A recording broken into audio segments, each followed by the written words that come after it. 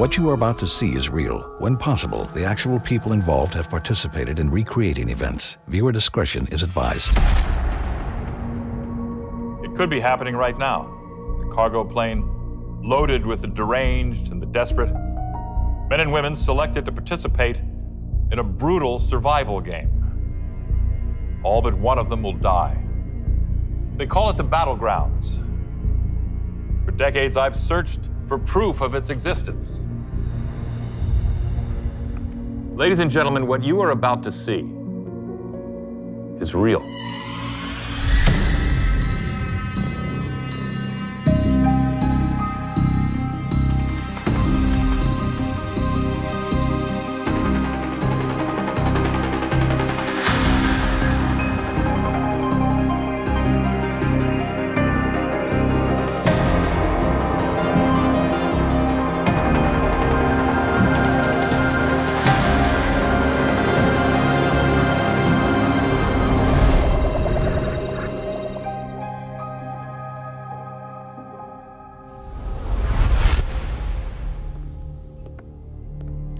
Welcome to Mysteries Unknown. I'm Jonathan Frakes. Some of you may know me as Commander William Riker from Star Trek: The Next Generation. Others from my work on shows like Beyond Belief, Fact or Fiction, and Alien Autopsy. What you may not know is that for almost 30 years, I've been a bloodhound tracking a scent. It was a scent I first picked up while hosting the original docuseries, Mysteries Unknown. Oh, we tackled it all on MU. Government, mind control experiments, the Fountain of Youth, cults, conspiracies. After the show was canceled, I would go on acting and directing, and yet I kept coming back to one story. Amongst the spectacle and sensationalism, we had stumbled upon something very real and very dangerous.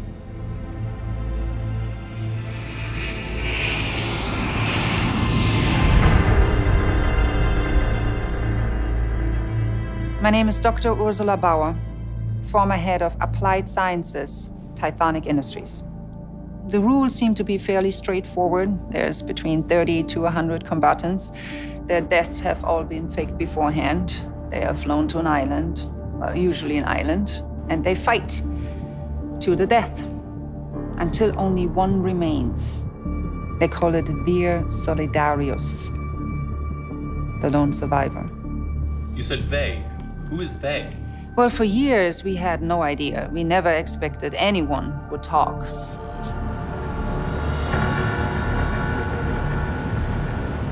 My name is Alexei Sychov, and I'm a former associate of Sergei Kalimnik. How many deaths do you think you're responsible for? Maybe 400, 500 people. 500 people are dead because of you? No, because of me. Because of him. Because of the man they called the Russian. To understand how this started, we have to go back to 1965, to an island named Erengel. Conflict had broken out between Soviet forces and the civilian population. It was a massacre, with only one survivor, an 11-year-old boy who somehow escaped the purge. His name was Sergei Kalimnik, the lone survivor of Erengel. As Kalimnik grew older, he found a place for himself in Russia's criminal underworld, working as a smuggler selling guns, whiskey, and blue jeans. He never talked about what happened at Erengel, but the violence was inside him. He was drawn to it. And he believed there were others like him who needed it, needed the violence. That's how he knew he could sell that tape. That tape was a CCTV recording smuggled out of a South Korean prison. A recording of an attempted hit that erupted into a full-on riot. It was brutality, raw and unfiltered, and Kalimnik would use this tape to build an empire.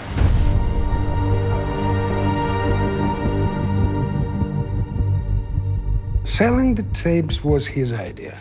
I didn't understand people killing each other who watched that. Sergei explained. They don't want to watch people die. They want to watch people survive. The tape became a hot item in the underworld. Every gangster, pimp, and wannabe kingpin desperate for a copy. And they all had the same question. What else do you have? We didn't have anything, not yet. But Sergei wasn't going back to smuggling blue jeans. He said we need to produce more material. They were called Gulag tapes. They were prison riot videos, poorly produced, incredibly violent, shot in prisons and countries you couldn't pronounce. This one we shot in '88. And we sold the master for 430,000 US. It wasn't hard at all. Just pay off prison guards and roll tape. To understand this trend, you need to realize this coincided with the birth of the internet itself. What previously could only take place in back rooms was now flourishing in the new freedom of the World Wide Web. You've got mail.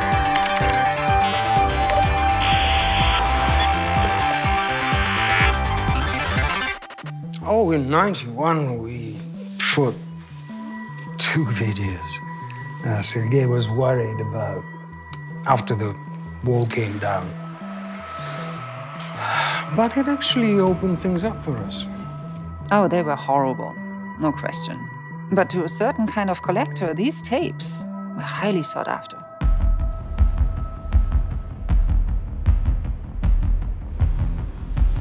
My name is Yusuf Sadeh. I'm a former Interpol agent. I led the task force trying to track down Mr. Kalimnik. The way we worked, typically, you do not look for the splash. You look for the ripples in the water. The ripples are easier to find. You find ripples, you can track back and maybe you get yourself a rock. With Kalimnik, there was a lot of ripples. We were making more money than you can imagine. From the US, Russia, all over Asia. But Sergei, he wanted to go bigger. We had the tapes, the Gulag tapes, which were being paid for in cash.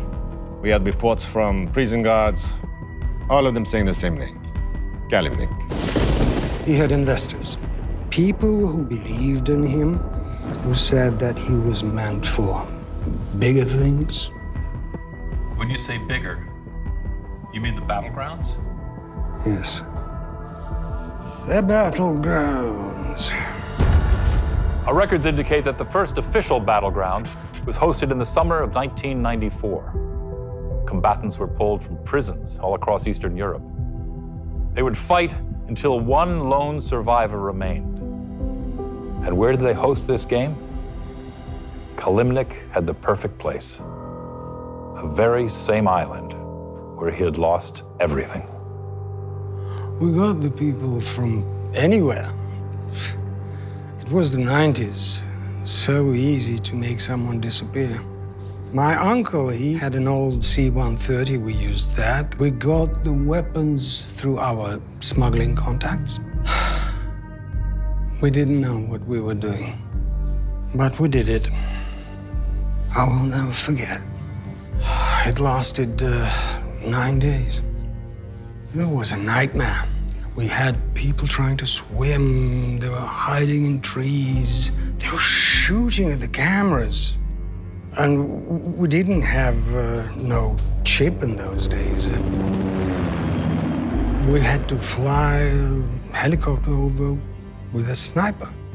Every account we found paints this first battleground as a logistical disaster. Well, there's no question. It was a success. And there would be more. It's one thing paying off the guards, but this.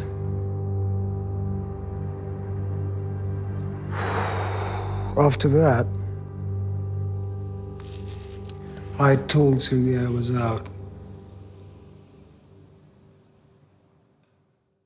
Then all of a sudden, this man vanishes. Poof! Disparu.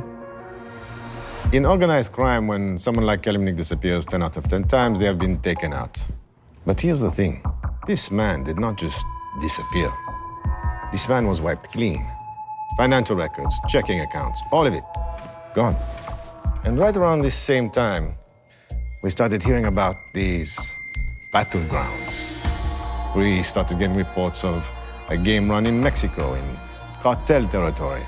We were getting reports of people disappearing in Thailand, in Finland, in North Africa. The details were different, but the stories were all the same. And they all link back to one man. They do not call him Kalimnik. Now they call him the Russian.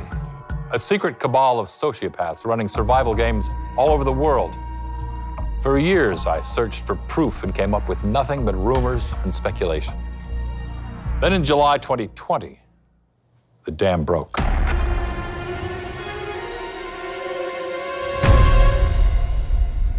There had been leaks before, satellite photographs mostly, a witness account. But even the most optimistic of battleground truthers never thought we'd see actual footage from a battleground. A hard drive was recovered containing what appeared to be video of a battleground on the island of Sanok. It seemed to depict 4 combatants escaping. Warning, what you're about to see is extremely graphic.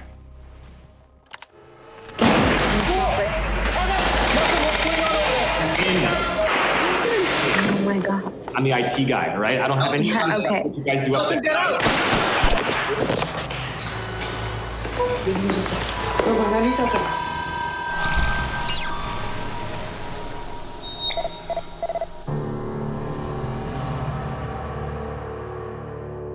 Most people were disturbed by the content of the video. But for me and my colleagues, we found them disturbing for an entirely different reason. This was technology we had been developing at Tithonic Industries. They even mentioned it by name, the blue chip.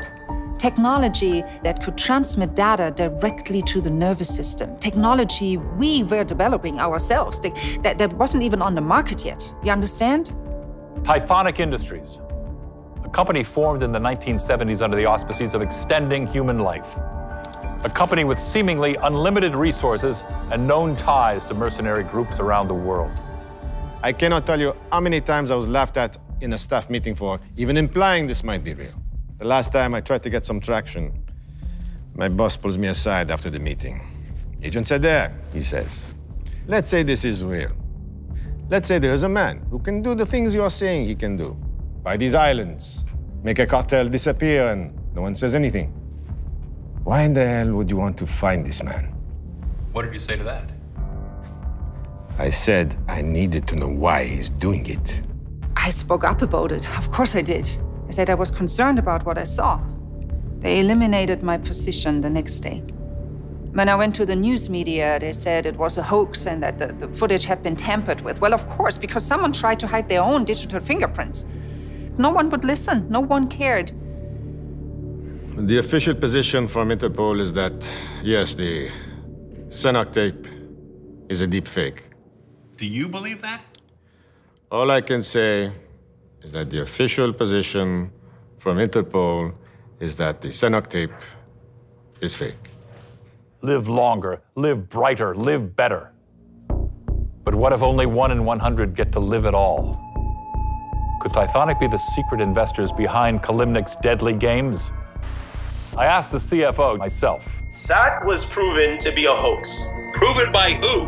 By your company? By investigators that you hired with money that you made, selling chips and putting them in the back of people's heads? The breadcrumbs are out there, man, and I'm the big bad wolf scooping them up. Mr. Frakes, you're welcome to try. The evidence is there. A trail that leads from one scared boy to a global crime syndicate. But there remains one key question. Why? Why would a highly profitable technology company invest in such an unspeakable enterprise? Look, I have covered organized crime for 2 decades. Believe me, there's a lot of ways you can make money. Money laundering, arms dealing, but you do not do something like this for money. Then why? Why do people do anything? Because of love, because of greed, and because of faith. I think these people truly believe in what they are doing. And that scares me more than anything. After the first one, I was out. But Sergei, he had me come with him to deliver the footage to his investors. I'd done drops all my life. But not like this. We showed up and they're waiting. I've got headlights in my eyes. I could barely see. And then I do. And they were all wearing masks. I thought I saw death cast in solid gold.